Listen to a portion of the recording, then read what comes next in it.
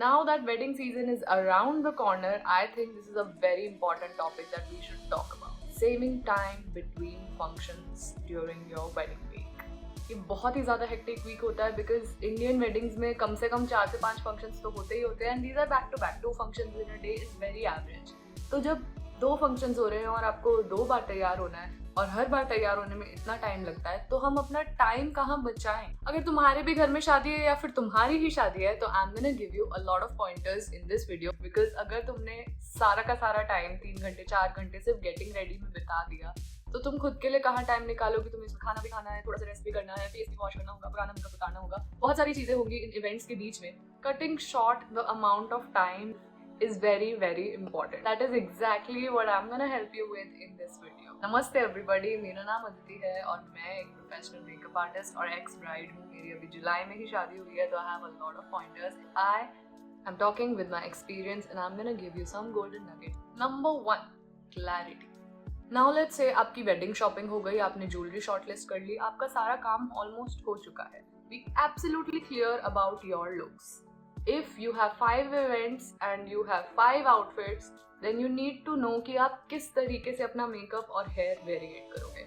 अगर आप खुद मेकअप कर रहे हैं तो भी आपको इन पॉइंटर्स पे क्लियर होना है. अगर आप किसी और को हायर कर रहे हैं तो उनके साथ आपका ये डिस्कशन होना बहुत जरूरी है कि आप कौन से कपड़े पहन रहे हो, which jewellery with go with which outfit, मैं किस तरह से अपने हेयर कैरी करना चाहती हूँ, ओपन करना है, बन में डालना है.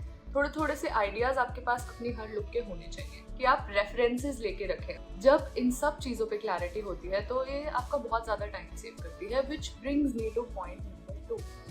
Clarity is important but adjustments के लिए फ्लेक्सिबल रहो. तो अगर आपने डिसाइड कर लिया है कि मेरा रेफरेंस ये है, मेरा मूड बोर्ड ये है, मुझे ऐसा मेकअप चाहिए, मुझे ये चाहिए, पर उस दिन जब आप उस चीज़ को या तो खुद रेप्लिकेट कर रहे हो या फिर आपका कोई आर्टिस्ट उस चीज़ को आपके ऊपर रेप्लिकेट कर रहा है और कहीं चीज़ें वर्क नहीं कर रही, एज इफ रेफरेंस में बिंदी नहीं है बट अगर आपके माथे पे बिंदी लगाने से वो लुक 10 टाइम्स ज़्यादा बेटर लग रही है तो go for a bindi. Don't be so restricted कि अगर अनुष्का ने बिंदी नहीं लगाई तो मैं भी नहीं लगाऊँ. थोड़ा फ्लेक्सिबल रहे और देखें कि क्या अच्छा लग रहा है, क्या एक्चुअली अच्छा लग रहा है. एडजस्टमेंट्स करिए, अपनी लुक को बेटर करिए. जहाँ आप फुल्ली खुश हों कि हाँ दिस इज सो अमेजिंग, वहाँ रुक जाइए.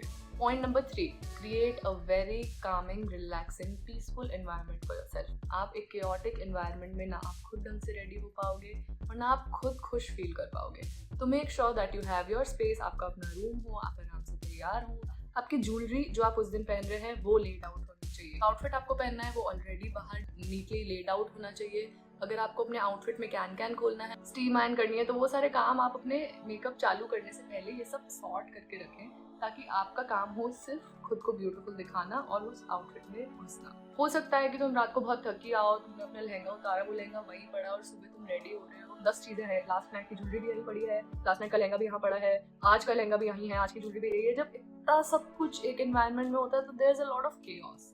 तो आप मेक श्योर करें कि आपका एनवायरनमेंट एब्सोल्युटली क्लीन रहे एट ऑल टाइम्स. जो चीज रिक्वायर्ड है इस इवेंट के लिए सिर्फ वही बाहर हो, बाकी सब अंदर चला जाए. तो people who are a little bit like me, जिनको दूसरों से मदद लेने पे ऐसे बहुत अजीब फील होता है, ऐसा लगता है कि ये काम खुद ही कर दो. Don't be so hard on yourself. It's okay, everybody is there to pamper you. In worst case scenario अगर तुम्हें लेट हो ही चुकी है, तुम 15-20 मिनट लेट चल ही रहे हो, तो कोई दिक्कत नहीं है तुम्हें एज अ ब्राइड स्ट्रेस लेने की. शादी में बहुत अमेजिंग माहौल होता है, सब अपने आप में एंटरटेन होंगे, तो nobody is gonna notice a little bit of a difference. But तुम्हारा मूड, जिस मूड से तुम वॉक इन करोगी उस रूम में, वो बहुत इंपॉर्टेंट है. तो make sure that you are not stressing about it. Even if you are running late, just be giggling and happy. जाते जाते from a past bride to a future bride, I hope that you have the best time at your wedding. I hope you look the most amazing. I hope you get so many amazing pictures and videos that you can obsess on it for the rest of your life.